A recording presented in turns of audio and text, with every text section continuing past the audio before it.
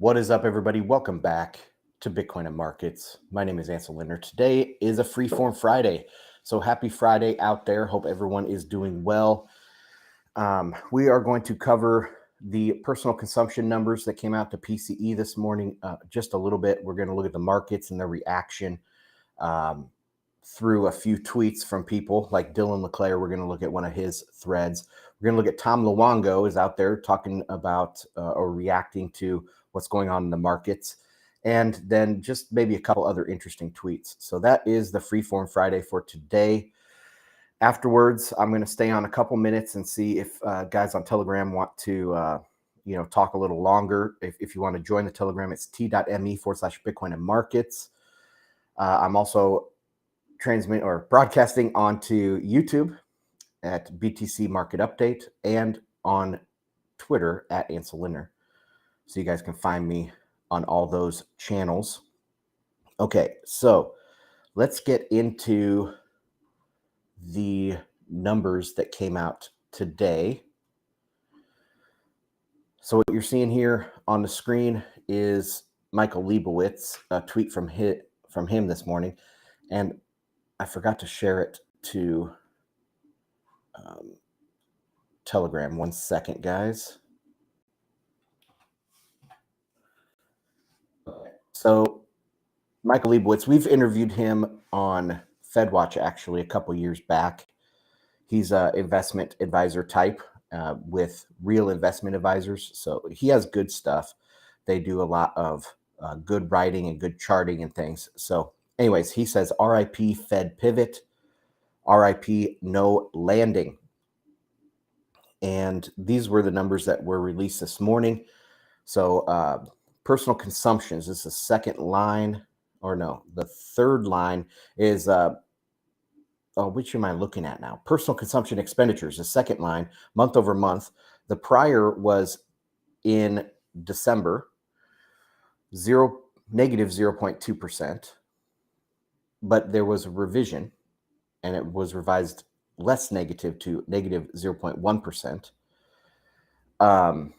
The consensus for this month, because CPI has also quote unquote accelerated or reaccelerated in January, so people were expecting the PCE to also reaccelerate, and so they were expecting a 1.2% month over month. That is huge, 1.2%.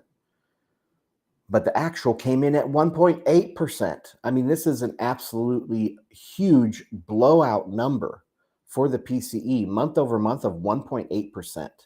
That is crazy, crazy. The core month over month came in at 0.6%, which is a reacceleration from last month at 0.3%. And the year over year for core is 4.7%, 4.7%. And that's up from 4.4%. So the PCE continues to go higher. Of course, the market reacted to these numbers very, very negatively.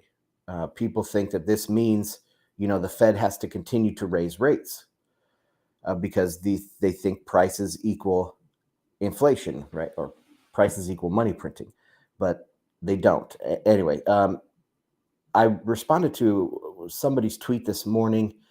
They were showing that the 2-year has now jumped back above the Fed funds target range. And they're saying, oh, that means the Fed has to keep raising. And my question is, I probably have said this a couple times on the show already now, but if the Fed raising hasn't stopped what they're calling inflation, and the Fed raising hasn't, really hurt the market all that much, why would the Fed continue to do it? What makes people think that the Fed raising rates actually does anything? I don't know. Of course, I sound like a broken record, but these are questions that people just don't ask. I mean, the Fed hasn't been effective. So what makes people think that continuing to do the same thing is going to be effective?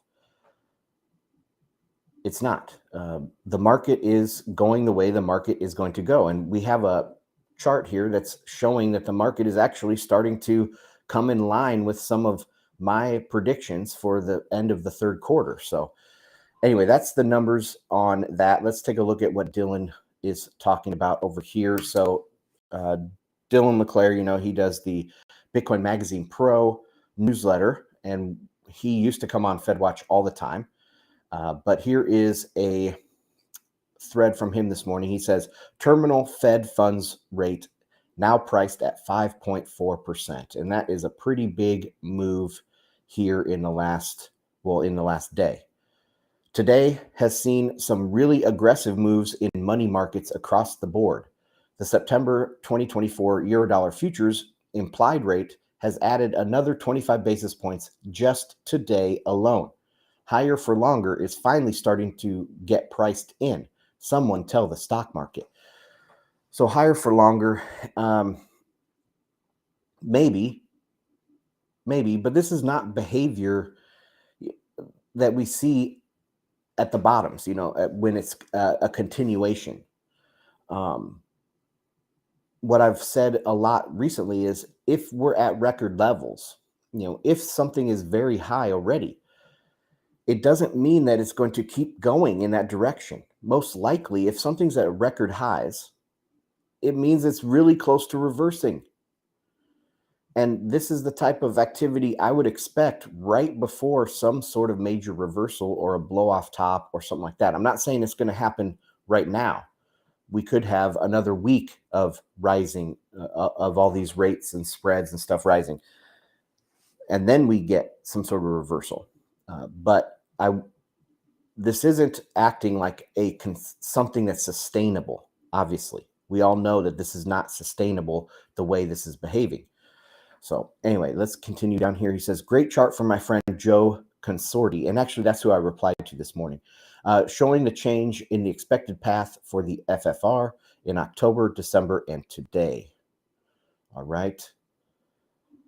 That's what he has to say. And then he also did a tweet about Bitcoin. And let me pull up this chart and I'll share this to Telegram.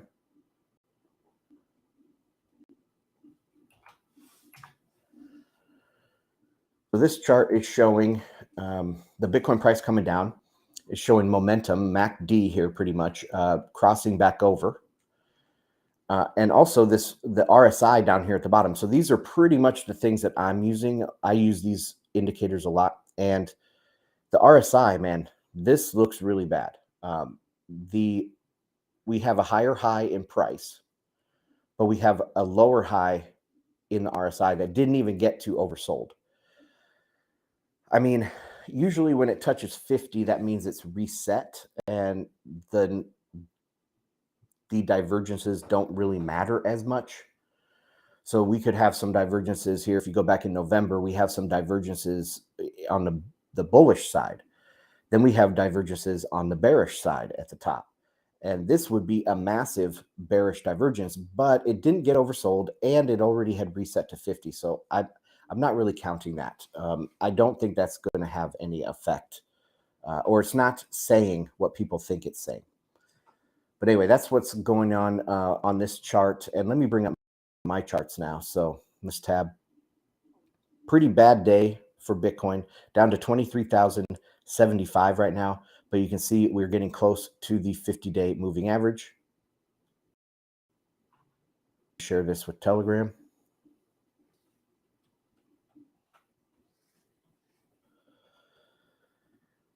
And I talked about that on Monday, I believe, that the 50-day moving average, was down there. We can still hit the 50-day moving average, which would be healthy to test that after we've been above it now.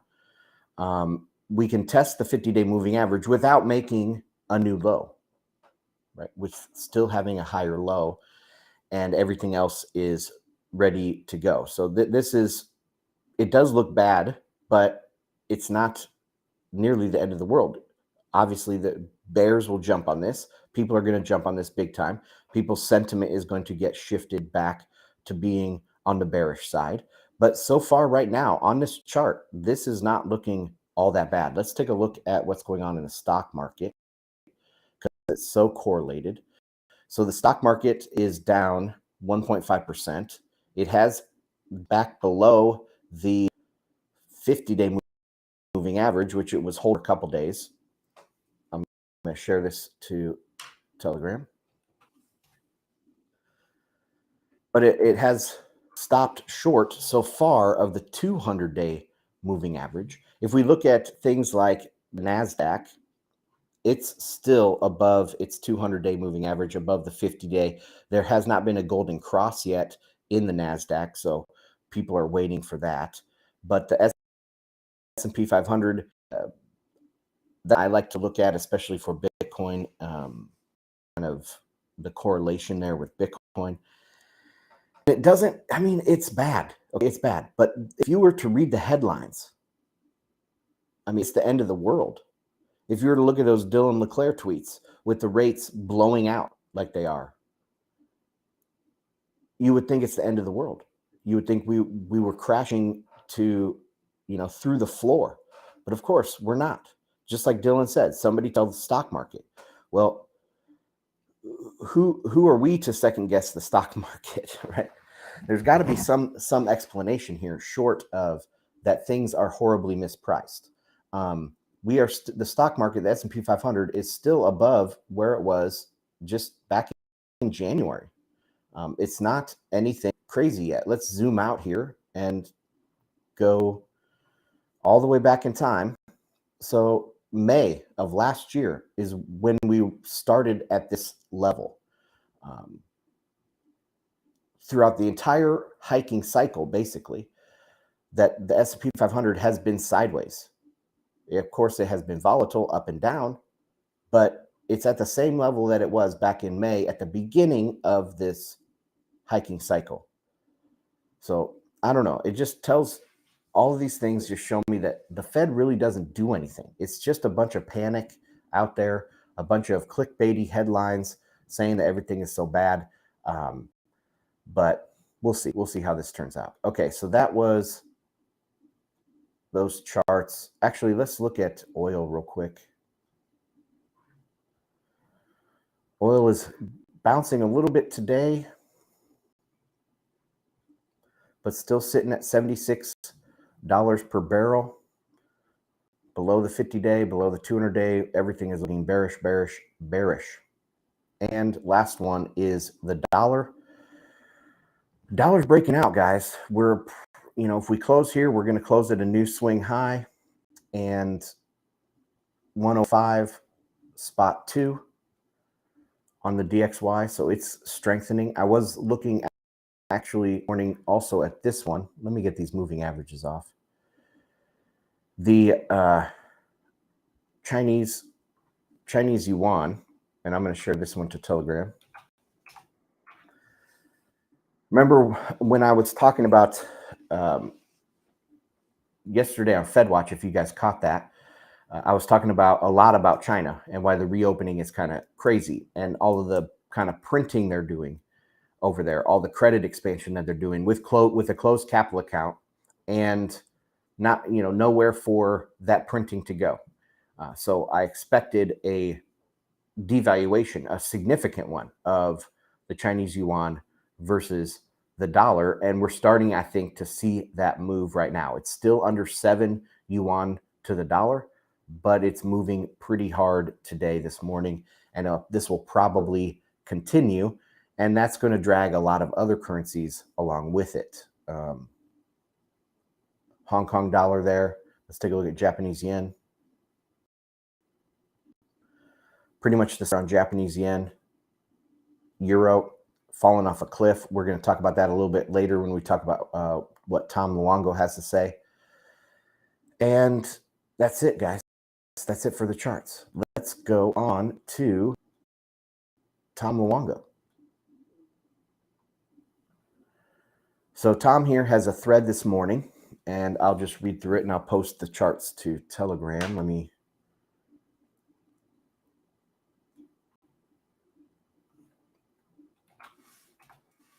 post this first one. Okay, so Tom says, more meltdown in the Eurodollar markets this morning as the U.S. inflation data on U.S. inflation data. These markets and the long end of the U.S. yield curve are hideously mispriced. And there's a ton of information in this chart, but what he has highlighted is the inversion now has moved to Q3. And what have I always said about Q3? Q3 is the most common time for a crisis, or even a stock market crash or anything like that. If you look back at all of history of maybe the last 100 years, when the stock market crashes have happened, when financial crises have become the most acute, they almost without fail are in the third quarter, at the end of the third quarter, around September, October timeframe. And second only to that is March, or March is second to that. And so what I'm expecting, what I've talked to people on this stream and, in DMs and other things about when I'm kind of expecting some sort of the next crisis to happen, if we have something like the repo rumble in 2019. I'm still leaning towards this is going to be more of a financial problem in the plumbing of the system and not a huge recession. But we'll see how that will turn out. But I am also basically expecting this to happen around the end of Q3. And now the Eurodollar futures are starting to come in line with that prediction. So we'll see how this develops. But let's read some more of Tom Luongo's thread here. So he says, Secretary Yellen is selling 2s and 3s and buying 10s and 20s. So those are the tenors of the Treasury. So she's shifting from short to long in an operation twist type of thing here. So why? To make the 2-10 spread worse than it should be, but also to help the ECB protect U.S. German credit spreads. Really? Who do you think she's really working for? The Fed could provide the market 10s if Yellen would back off. So no, the Fed can't provide the market with 10s. The Fed doesn't sell treasuries. The Fed lets them roll off of their balance sheet. So, they don't do that. But yeah, Yellen is a globalist. So this would fit in with that idea that she's trying to protect, the European project, basically. But I don't think this makes really any difference. I don't see any real evidence here provided. Like, let's see a balance sheet of what the Fed is, or what the Treasury is doing. This is just speculation, at least as far as I understand. But no, the 10 is not artificially suppressed here, guys. The 10 being so far below the Fed funds range is not artificial. It's because people naturally go into safe and liquid assets. The 10-year is seen as, quote unquote, risk-free. So that's where money flows to. That's where the demand comes from. People are expecting a recession. People are around the world, they're, sluggish demand. That's why we see oil prices so low, despite cutting of supply and war. We still see, there is war with the largest natural gas producer, I think, is Russia or the US, number one or number two. Plus, on top of that, they produce a whole crap ton of oil. And there's open warfare between NATO and Russia. And the price of oil is at 76. That's because demand is so damn low. There's big time global recession happening right now. Now, is that recession in the United States? Depends how you define recession. I mean, we definitely have a bad economy right now, but is it technically a recession? I don't think so right now in the United States, but definitely in China, definitely in Europe, they're in recession right now. That's why there's so much demand for the US 10-year. Anyway, let's continue. This is to support the fiction that the US is headed for a historic default if we don't raise the debt ceiling. Okay. people will believe that no matter what. People will believe it or they don't. You can't really, I mean, there is going to be no U.S. default, but some people, that can be used as a bludgeon, to bludgeon people over the head with this and scare them, to fear them, make them fear. We'll raise the debt ceiling. This is just more Treasury debt blackmail, Treasury Department blackmail of the Fed. Yellen is flying into coffin corner here. I don't know what that means. Okay, so while Yellen and Lagarde try to keep Eurobond markets from blowing up, the euro collapses into a new whirlpool of US dollar strength. But this is not unexpected. See, what happens when I've been expecting a stronger dollar because of XYZ. But if you're not expecting a stronger dollar, then you start making false conclusions here. And what he's saying here is that the Yellen and Lagarde are pushing down the euro, and that means the dollar is strengthening. But that's not what's no. The dollar is strengthening because there's a recession on in the world. People can't pay dollar-denominated debts. They're starting to get squeezed a little bit. And so people are short dollars. That's why the dollar is rising. It's very, very simple. And this was predicted. Meanwhile, Secretary Yellen thinks more sanctions are going to scare Russia or China into changing policy. And then he quotes here from Martin Armstrong. He really likes Martin Armstrong and ArmstrongEconomics.com is what he writes. And he's the guy that he famously had some sort of algorithm or some way to predict the market. And the CIA supposedly came and said, hey, we need to see your algorithm. And Martin Armstrong told him to shove it. And so then they put him in prison for a while. I don't believe in any of that stuff. So I think that Martin Armstrong is kind of a shyster a little bit. But anyway, so Martin Armstrong, he's saying that Biden administration are they just completely brain dead? And Tom Luongo says, they aren't this stupid. This is policy, not incompetence. I've been saying this for over a year.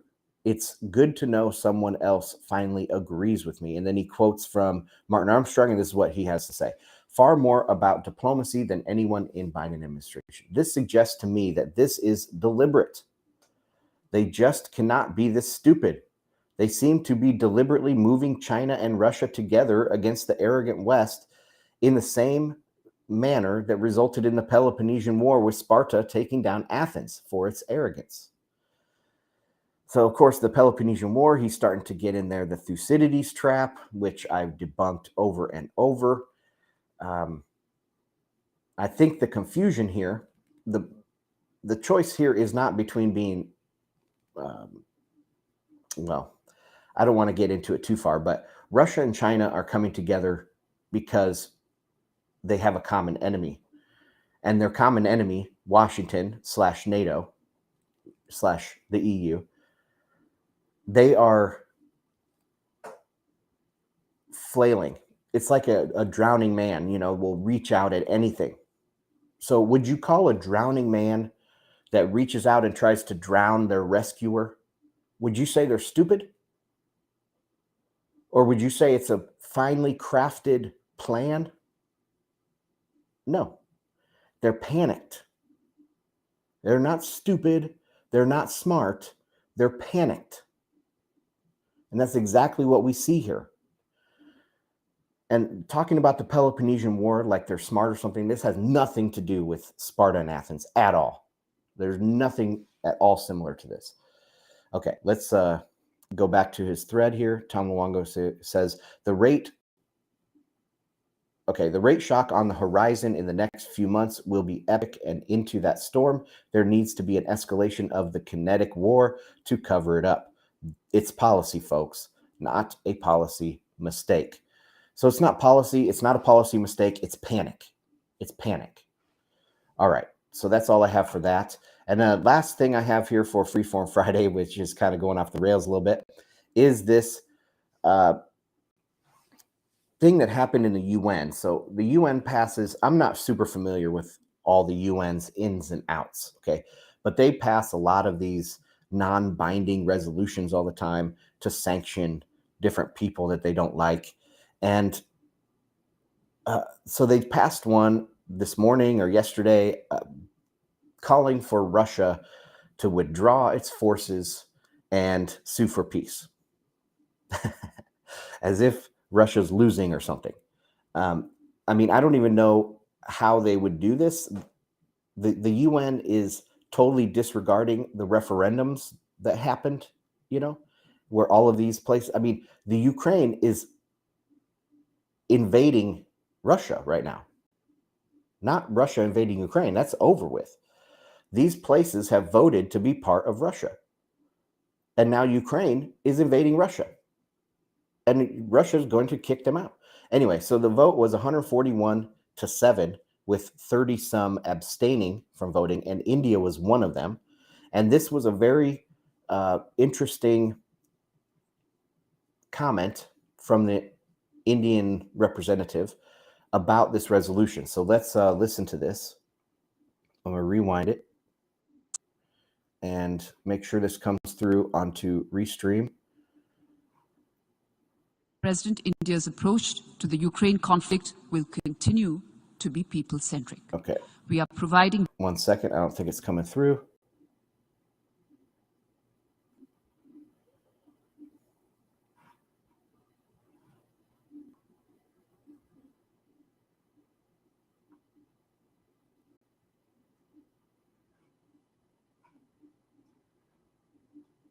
There we go.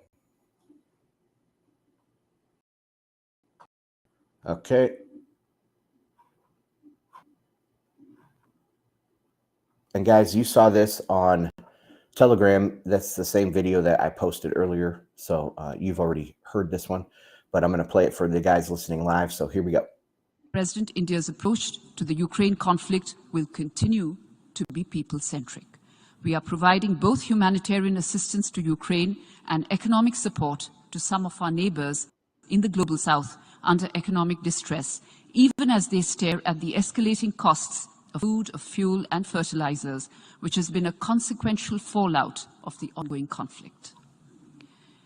Mr. President, the overall objective of today's resolution, seeking a comprehensive, just and lasting peace in line with the UN Charter, is understandable. We also note the emphasis on increasing support by member states for diplomatic efforts to achieve peace, as well as support for the Secretary General's efforts to promote a comprehensive, just and lasting peace in Ukraine. However, reports from the ground portray a complex scenario with the conflict intensifying on several fronts. Today, as the General Assembly marks a year of the Ukrainian conflict. All right, I want you guys to listen to this particular part here. She's asking questions that need to be answered, and number 3 is the important one. I'll make sure to point it out. Conflict, it is important that we ask ourselves a few pertinent questions. Are we anywhere near a possible solution acceptable to both sides? Can any process that does not involve either of the two sides ever lead to a credible and meaningful solution? Has the UN system, and particularly its principal organ, the UN Security Council, based on a 1945 world construct, not been rendered ineffective? Boom, right there. Has the UN Security Council, that's based on a 1949 world construct, has it not been proven ineffective? This is exactly, and this is the most populous country in the world. More populous than China. And they're saying, has the UN become, obsolete? People are losing trust in international institutions, and the UN being the big daddy of them all. The UN is used by these global Marxists the same way that everything else is. And people know it. India abstained from this vote, by the way. They did not vote. I think it was probably China probably abstained too. I didn't see the list. But you're talking probably half the world's population abstained. So this is another sign that deglobalization is here to stay. The UN is people are losing trust in the UN. They're losing trust in the WTO. They're losing trust in all of these international institutions. And how on God's earth are they going? Is credit going to expand in that scenario? It's not. We're going towards a major deflationary shock here, I think. So we'll have to see. We'll have to see. But that's all I wanted to play of that, and that's where I'm going to end it for today, guys. So thank you for joining me. Check out bitcoinandmarkets.com for all of my content. Also, subscribe to the podcast feed. You can find it in any podcast app. Just search for Bitcoin and Markets. I'm also in Fountain app, so you can find me there. I did put out Monday's live stream this morning, so you can check that out. Anyway, that's all I got for today, guys. Thanks for joining me, and I'll check you on the next one. Bye.